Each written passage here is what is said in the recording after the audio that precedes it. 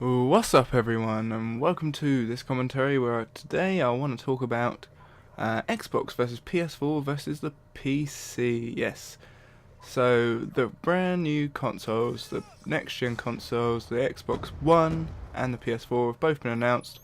Rumours going around would suggest that they're coming out sometime in November, and I just want to give my sort of opinion on the whole situation, the whole next gen thing, and my personal opinions, what's going to happen, etc., etc. So the Xbox One was announced this week. Yep. For me, I've always been a big Microsoft fan. I've had the Xbox original and the Xbox 360. I have owned a PS2, but not a PS3. I have played a PS3. But for me, I've always been a big Xbox fan, a big Microsoft fan. I'm a fan of Xbox Live. I think it's a very good service. But I wasn't overly impressed with the Xbox One. I sat here and I watched through the whole thing live, and nothing really wowed me. I mean, I was expecting like the things like the Blu-ray drive, the Kinect, where you always have to be connected with Kinect, obviously updated graphics, such and such. Things that did disappoint me were only a 500GB hard drive, not backwards compatible, which is kind of a downside, which means you'll probably have to buy the games straight from Microsoft when they release them on their marketplace, so it's not too good. The 500GB hard drive I don't feel is big enough. I mean, games are getting bigger and bigger, especially with the new ones coming out. You know, games such as like Battlefield 4, which I would be into, which you would have to install onto your hard drive, I would imagine would be somewhere around 35GB on your hard drive. So that would fill up quite quickly. So I wasn't very impressed by the Xbox One presentation either, or I should say neither with the PS4 one. And to be honest, right now I'm trying to make this decision in my head. Am I actually going to buy a next-gen console? I have a pretty good PC as it is. I have a 6-core Phenom 2 AMD processor. I have 8GB of RAM. I got 1.5 terabytes of hard drive. I've got a decent graphics card. I've got a Radeon HD 6850 graphics card. It's pretty good. Not overly impressive, but it's pretty good. I've got a pretty good setup. And basically my Xbox 360 has been sitting there and collecting dust for a while now. The only times I jump onto it is if I want to play a bit of FIFA. But you know, is it really worth paying that money for an Xbox One when they come out? They're probably gonna be around £400, I would imagine, or 350, 400. Plus you buy the games. You know, you're talking anywhere up to £500. You get an extra controller. If you need Xbox Live, you get your Xbox Live. It can work out very expensive in the long run. Whereas a PC, it's already here. I paid about £800 for my PC when I built it, and it's pretty good. I mean, the Xbox One and the PS4 are trying to catch up with the PCs in terms of graphics, but it's not good enough in my opinion. PC gaming, I mean, you ask a lot of people who have a decent gaming PC, they all say PC gaming is a lot better than the console gaming. So why should you buy a console? Well, the only reason I can think of is because they're more accessible. You know, it's sitting there, you press the button, you go, you put the game in, you're off straight away. But everything else points toward a PC.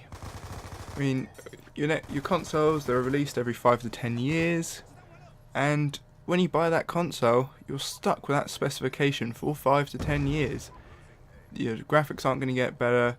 I mean, once the developers start working out how to get the max out of the console, that's it. The games will be the same graphically. And that's what's happened towards the end of this current gen's console life. They just all samey. The games aren't that good. So Why should you buy a PC? Well, you can upgrade it over time. You can put in whatever you want. You can upgrade it bit by bit. Say, I'm just about to try and upgrade my PC. I'm about to go from 8 gig of RAM to 16 gig of RAM. I'm just about to get myself a brand new graphics card. Why? Because it's cheaper over the long run. I can just upgrade my PC as and when I want. You know, I've got a DVD drive in here. I'm going to take that out. I'm going to put a Blu-ray drive in. Easy, if you know what you're doing. A lot of people get put off by the price of PCs. And my argument to that would be, well, it's not as expensive. You can build a pretty good setup for £500. And that is pretty much the same price as probably what the Xbox One and the PS4 are going to be once you get your games and your accessories, you know, your Xbox Live. It's going to work out roughly the same. It's like this game, Black Ops 2. I've played it on Xbox 360 and I've played it on the PC, and it is so far superior on the PC. PC gaming is better.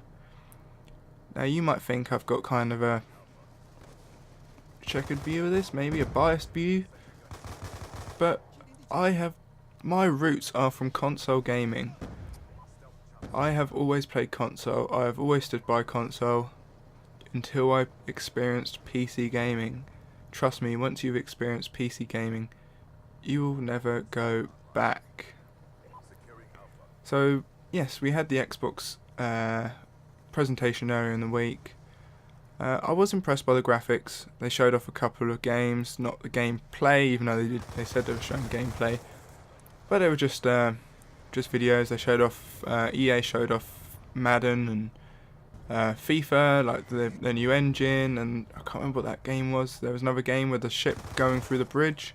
I mean, that looked pretty incredible. So there's rumours going around with the Xbox and pre-owned games that they're going to do away with that. No one really knows at the moment. Hopefully in a couple of weeks' time at E3 we find out a bit more. Maybe E3 will change my mind a little bit. We'll have to wait and see. I'll do another video in a couple of weeks when E3 is all said and done, to give my view on it there. But you know, I was watching that presentation and Microsoft really did concentrate on the TV aspect, which I didn't really like. They just were like TV. So, you know, I think Microsoft was sort of still got a lot of catching up to do. They got a lot of work. A lot of people weren't impressed overall with their presentation, and I must say I wasn't either. But you know, what can you do? As for the PS4, you know, pretty good presentation from Sony, I thought. Again, we'll have to wait and see until E3 to see what else comes out. This is the first time where I am actually considering, if I am going to get a next-gen console, shall I move away from Microsoft? Which is a pretty big thing for me. I suppose you can call me an Xbox fanboy. Always been a big fan. But well, I guess we'll have to wait and see in a couple of weeks' time. But, you know, November's coming around. What am I going to be playing? And as I said, I'll have to wait for E3. But at the end of the day, I'm probably just going to stick with my PC. Because, ladies and gentlemen, at the end of the day, like it or not, PC gaming is far superior. Oh, and another thing I forgot to mention, games over time are cheaper on the PC. You got the Steam sales, and PC games generally tend to be cheaper, I find, if you shop around online. And you can get pretty much the same games as you can for console, so I don't see there's any option really. As I said, say it again, we'll have to wait till E3 and see what wows me. So this has been my view on the Xbox versus PS4 versus PC, and my verdict is PC comes out on top for now, but we'll have to wait and see, won't we? So yeah, I hope you guys enjoyed this commentary. Leave your own opinions and views in the comment section below. I would love to hear what you guys think about this whole thing. Tell me what you're impressed with, not impressed with, what you're thinking of getting, what you're hoping for this Christmas, or just what setup you've got now. I'm just interested in views, and the beautiful thing is everyone's got a different opinion. That's what's good about this. So I would like to thank you very much for watching. Leave a like if you enjoyed the video and subscribe to see more content. And I will see you guys next time.